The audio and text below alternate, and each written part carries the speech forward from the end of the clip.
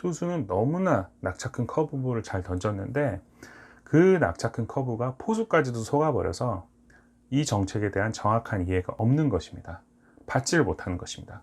그럼에도 불구하고 우리는 폭토라고 얘기합니다. 수요자들은 과연 그 정책을 받아들일 준비가 되었나에 포커스를 한번 맞춰 보시기 바랍니다.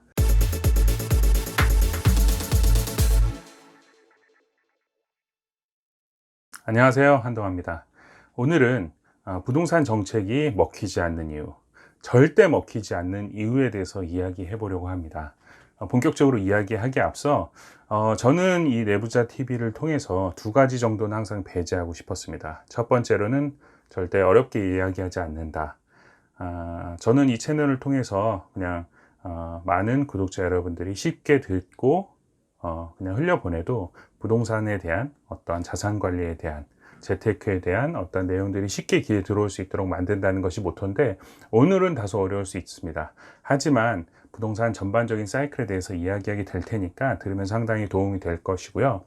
두 번째 배제하고 싶었던 것들이 타 요소들에 대해서 부정적으로 이야기하지 않는다였는데, 오늘은 일부 부정적인 얘기도 해보게 될 거고요. 그 부분 감안하고 좀 들어주시기 바랍니다. 이제 본격적으로 이야기를 해보자면, 가장 중요하다고 생각하는 거 하나만 먼저 말씀을 드려보도록 하겠습니다. 이거는 제가 말로 풀려고 했는데 다소 자료를 좀 준비해 봤습니다. 어떠한 시장 경제의 흐름은 결국은 사이클인데, 그 사이클이 원활하게 돌아가기 위해서는 적정한 가격이 가장 중요한 요소 중에 하나입니다. 그렇다면 그 가격을 결정짓는 가장 중요한 요소가 수요와 공급인데, 수요라는 것은 내가 물건을 사는 입장에서 만약에 가격이 비싸다 그러면 수량은 적어질 수밖에 없고, 가격이 좀 저렴하다 그러면 수요가 많아질 수밖에 없는 게 어떤 사람들의 그 수요 곡선이 되게 됩니다. 그리고 공급 곡선은 가격이 저렴하면 수량은 적어지게 되고, 가격이 비싸지게 되면 공급의 요소들은 많아지기 때문에 지금 이 보시는 라인이 공급 곡선이 되게 됩니다. 그래서 수요와 공급에 의해서 가격이 결정되는 것이 가장 기본적인 어떠한 경제라고 볼 수 있습니다. 그래서 지금 모든 정책들이 공급의 요소들에 대해서 상당히 포커스를 두고 있는 것이 사실입니다. 하지만 저는 여기서 이런 지적을 하고 싶습니다. 야구 좋아하시는 분들은 다 아실 텐데, 만약에 류현진 같은 투수가 공을 던졌습니다. 멋진 커브볼을 던지겠죠. 너무나 잘 던졌는데 그 떨어지는 낙차가 너무 크다 보니 포수가 그 공을 잡지 못하게 됩니다. 그러면 우리가 뭐라고 하나요? 폭투라고 하죠. 투수는 너무 잘 던졌음에도 불구하고 폭투라고 합니다. 실수는 포수가 했고 포수가 못 받았음에도 불구하고 우리는 폭투라고 합니다. 지금 정책도 이와 비슷한 현상이 나타나고 있습니다. 정책이 잘 던졌다 못 던졌다 얘기는 제가 이 시간에 하고 싶은 얘기가 아니고요. 정책이 잘 됐든 안 됐든 설령 잘 돼서 어떠한 가격이 잡힌다 한들 받는 포수가 준비되지 않았다는 얘기를 하고 싶습니다. 포수의 문제를 전혀 지적하지 않는 것이 정책이 먹히지 않는 가장 중요한 요소라고 생각합니다.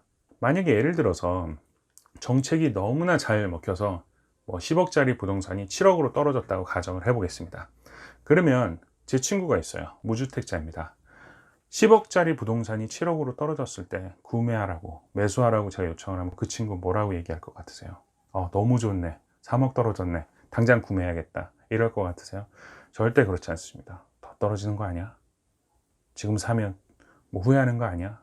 최저점 맞아? 투자를 못 하시는 분들의 대부분의 공통점은 최저점을 찾으려고 합니다. 투자의 기본적인 철학 중에 하나가 무릎에서 사서 어깨에서 팔으라는 얘기입니다. 왜 그럴까요? 왜 발바닥에서 사서 머리 상투에서 팔라는 얘기를 안 하고 무릎에서 사서 어깨에서 팔라고 얘기할까요? 그만큼 최저점이나 최고점이라는 것은 신 아닌 다음에는 맞추기 힘들다는 겁니다. 만약에 10억짜리 부동산이 거품이 꺼져서 7억이 된 거라면, 정말 그 부동산 가치에 대해서 평가를 했는데 그 가격이 아니라면 맞는 얘기가 되겠지만, 10억이라는 부동산이 좋은 정책으로 인해서 7억까지 떨어졌는데 매수자들은 준비가 되지 않았습니다. 그것을 살 준비가 되지 않았습니다. 그래서 제가 아까 야구와 비유한 것처럼 투수는 너무나 낙차 큰 커브볼을 잘 던졌는데 그 낙차 큰 커브가 포수까지도 속아버려서 이 정책에 대한 정확한 이해가 없는 것입니다.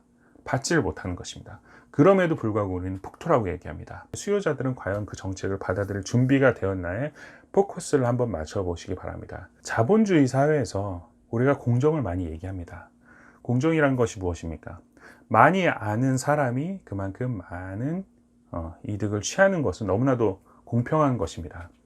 제가 한 가지 질문을 해보겠습니다. 주변에 부동산에 크게 관심이 없던 분이나 아니면 월세나 전세 사시는 분들한테 확정일자가 뭐냐고 한번 물어보십시오. 정확하게 대답하시는 분이 제가 봤을 땐 10명 중에 2~3명 밖에 되지 않습니다. 그렇지만 다주택자거나 부동산 투자를 하시는 분에게 확정일자가 뭐냐고 한번 물어보십시오. 확정일자에 대해서 정확하게 무엇인지 파악하고 계실 것입니다. 확정일자라는 게 무엇입니까? 세입자를 보호하기 위한, 전세권자들을 보호하기 위한 어떠한 장치인데 정작 필요한 사람들은 모르고 있는 것입니다. 그만큼 모르고 있음에도 불구하고 더 많은 것을 누리겠다, 아니면 공평한 어떤 포지션을 갖겠다 라는 것은 자본주의 사회에서 욕심이라고 표현하고 싶습니다. 나는 서울대학은 가고 싶어. 그렇지만 난 수학은 포기했어. 왜? 수학을 공부하면 사람이 계산적이 되고, 계산적이 되면 사람을 이용할 수밖에 없어. 나쁜 거야 라고 생각을 하고 수포자가 되면서 나는 서울대 가겠다고 욕심을 부리는 것과 똑같습니다. 무주택자나 부동산에 관심이 없으신 분들은 그들이 과연 정말 부에 대해서 관심이 없는 걸까요? 부자가 되는 게 싫은 걸까요? 아닙니다. 부자가 된다는 것은 누구나 다 원하는, 잠재의식 속에 조금이라도 어떠한 열망하는 바가 있는 부분인데, 그러면서 부동산 공부를 안 한다?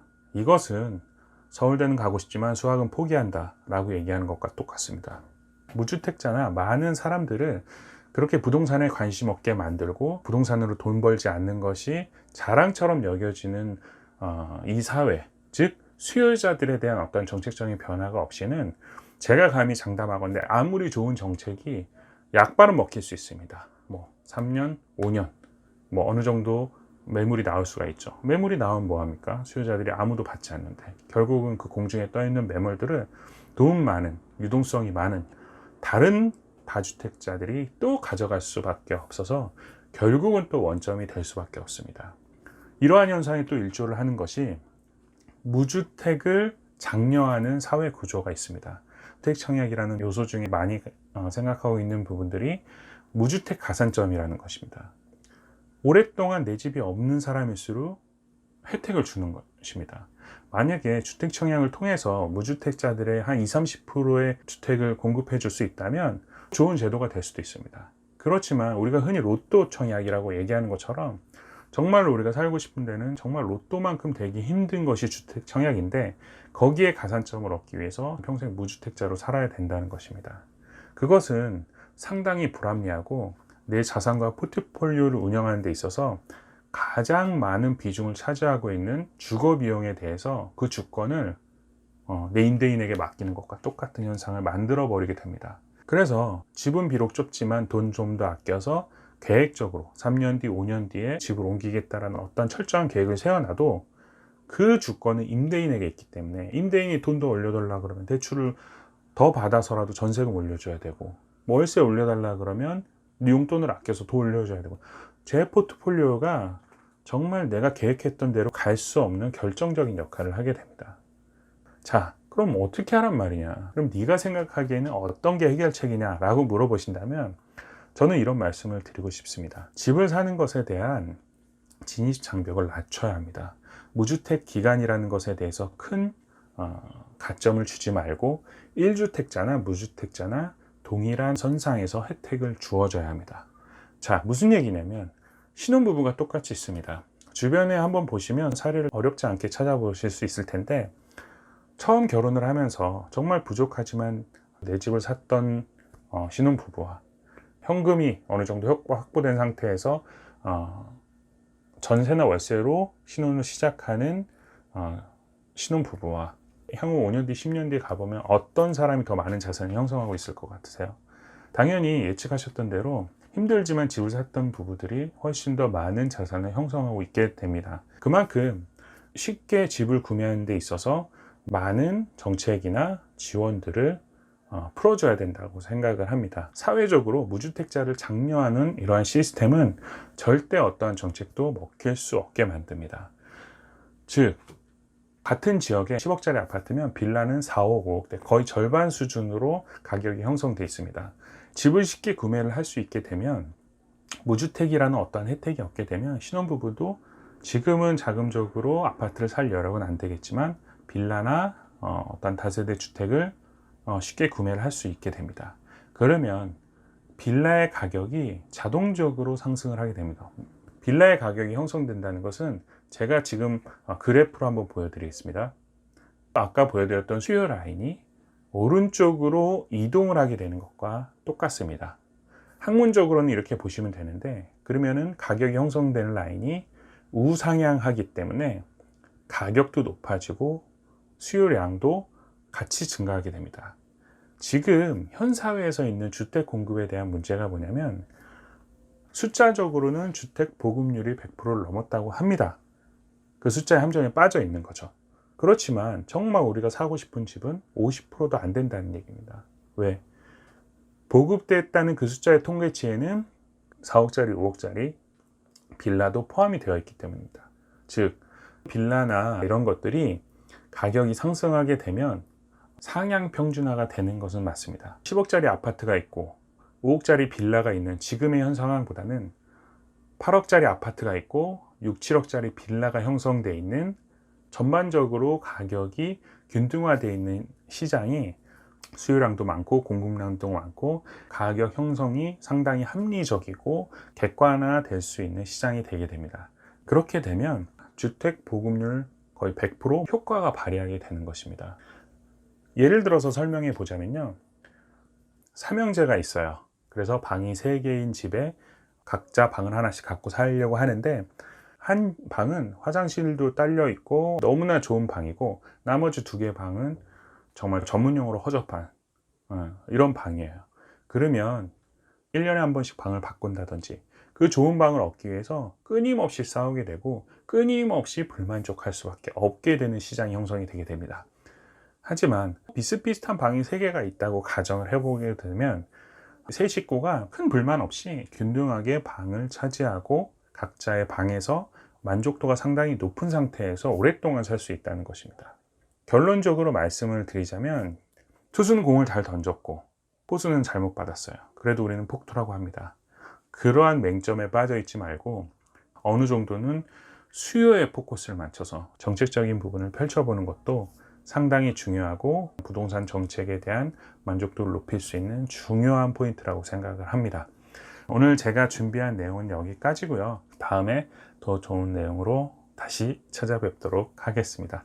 감사합니다.